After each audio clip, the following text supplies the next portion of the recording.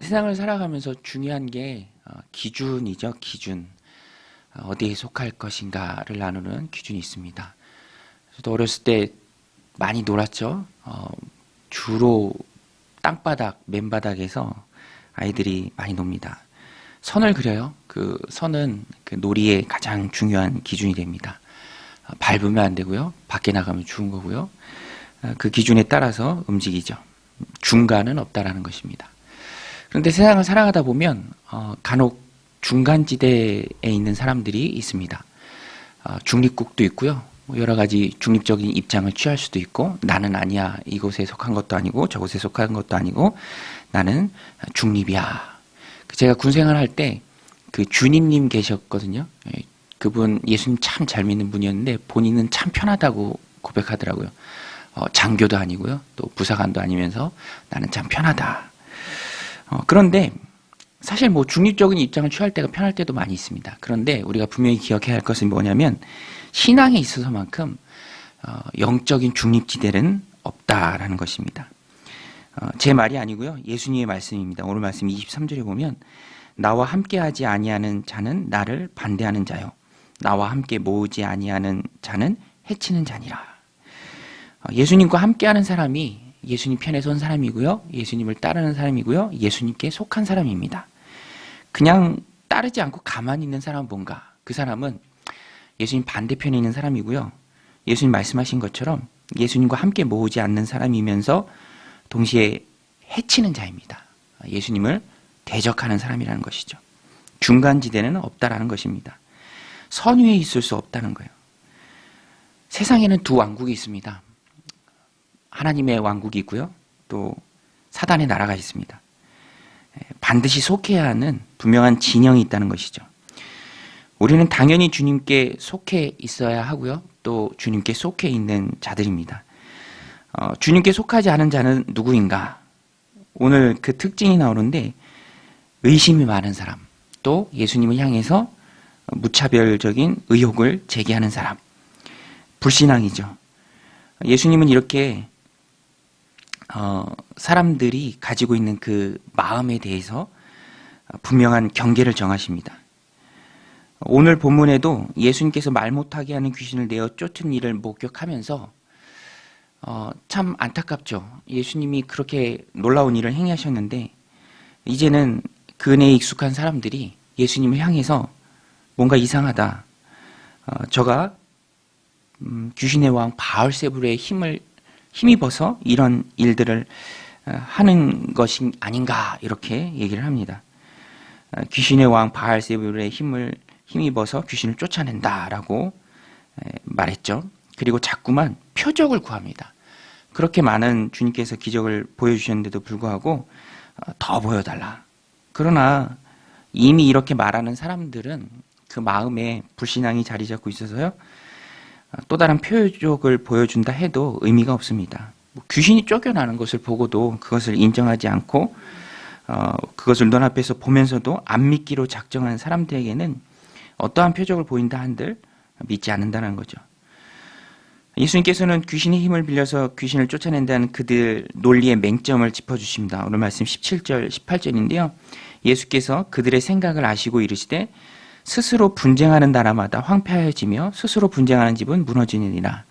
너희 말이 내가 바알세불에 힘입어 귀신을 쫓아낸다 하니, 만일 사탄이 스스로 분쟁하면 그의 나라가 어떻게 서겠느냐. 정말 맞는 말씀이죠. 사탄도 머리가 있는데, 그들도 그들의 나라를 세우려고 혈안이 되어 있는데, 부하 귀신이 잘 살고 있는 그 집에서 내어 쫓는 사단이 어디 있느냐, 그거는 말도 안 된다라는 맞는 말씀입니다. 이 말씀을 하시고요, 이런 의심, 이런 생각, 이런 불신앙을 품은 자들 향해서 경계선을 분명히 말씀하십니다. 나와 함께하는 자가 내게 속한 자다. 나와 함께하지 않는 사람은, 나와 같이 택한 양들을 모으는 일에 힘을 보태지 않는 사람은, 그 사람은 중립적인 사람이 아니라 나를 반대하는 사람이고 해치는 사람이다. 오늘 우리도 주님의 이 말씀을 마음에 새기고요, 분명히 알아야 합니다. 중간은 없다라는 것이죠. 하나님 자녀이든지 마귀 자녀이든지 둘 중 하나입니다. 하나님 백성이든지 마귀 백성이든지. 하나님 자녀가 되는 방법은 오늘 말씀에도 잘 나온 것처럼 주님의 주님 되심을 인정하는 것입니다. 믿고 고백하는 것이죠. 예수님이 귀신을 쫓아내는 하나님의 권능을 가지신 분인 것을 인정하는 것입니다. 예수님을 마음에 영접하는 것이죠. 여러분, 오늘 저와 여러분은 주님을 마음에 영접한 줄로 믿습니다. 그러기에 의심 없이 예수 그리스도를 믿고 구주로 영접하는 것이죠. 그리고 또 한 가지 중요한 것은 하나님이 소원 주시는 만큼 내가 예수님을 영접했다면, 하나님의 자녀라면 내가 할 수 있는 만큼, 내가 할 수 있는 분량과 범위 안에서 자원하는 마음으로 주님을 돕는 거죠. 힘을 보태는 것입니다. 나와 함께 모으는 자가 나를 위하는 자다. 주님이 택하신 양떼를 모으는 그 사역에 작은아마 내 힘을 보태는 것입니다. 그러한 모습이 선택받을 하나님의 자녀임을 나타내는 외적인 증거인 것이죠. 오늘 저와 여러분들 가운데 주님 편에 속한 분명한 하나님의 자녀임에 그것을 나타내는 주님께 힘을 보태는 외적인 증거들도 넘치는 삶이 되시길 바랍니다. 예수님께서는 모호한 중립적 태도의 위험성 한 번 더 알려주는 차원에서 한 가지 예를 말씀해 주시는데요. 다시 귀신 들린 사람, 멍하니 있는 사람, 가만히 있는 사람, 그런 모호한 태도, 애매한 태도를 취하는 것이 얼마나 위험하고 마귀에게 표적이 되는 일인지를 한 가지 일을 통해서 말씀해 주시는데요. 어떤 사람에게서 자기에게 머물던 귀신이 나갔습니다. 이건 뭐 누가 예수님이 쫓아낸 게 아니고요. 그냥 자연적으로 나가는 일이 있었던 것 같아요. 그런데 그 귀신이 여기저기 돌아다니다가 쉴 곳을 얻지 못하고 다시 자기가 괴롭히던 사람에게 갔습니다. 그런데 웬일인지 그 집이 청소되고 되어 있었어요. 그래서 자기보다 더 악한 귀신 7, 그러니까 다 합치면 8이 되겠죠. 다 같이 데리고 들어갔다는 것입니다. 그러니까 이전보다 형편이 더 나빠진 것이죠. 26절에 보면 이에 가서 저보다 악한 귀신 7을 데리고 들어가서 거하니 그 사람의 나중 형편이 전보다 더 심하게 되었느니라. 만약 귀신 나간 사람이 그 후에 예수님을 믿고 거룩한 영, 성령이 거하는 전이 되었다면 절대로 성령은 거룩한 영이기에 귀신과 함께 있을 수 없죠. 성령이 나를 지배하면 다른 어떤 것도 내 안에 들어올 수 없습니다.